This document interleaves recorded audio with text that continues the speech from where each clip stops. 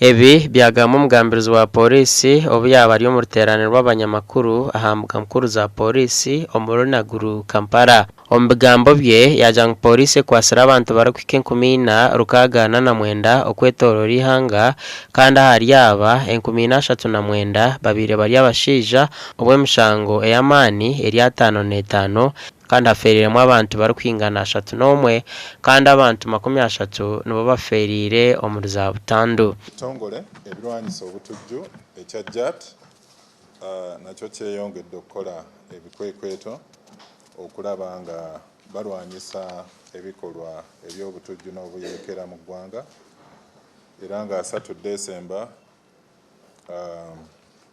mu kitundu eky'Erwenzori East Kasese bano bakola ebikwekweto ebyaviirako abantu 3 abateebereza okubeera abayeekera ba ADF okukwatibwa. Bano basangiddwa n'amajambiya, babadde ne solar panel, babadde n'amafuta ne weema.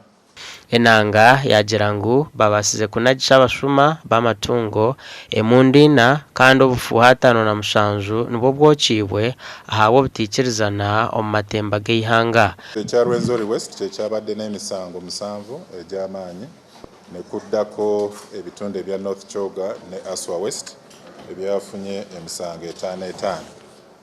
W'omugambirizi w'ekitongole kya NIRA kukurura okuhandikisa abantu okutunga endangamuntu zaabo nagira ngu ekitongole bariyo nibakora enteekateeka z'okutandika kuhandika abantu kutunga endangamuntu ensya.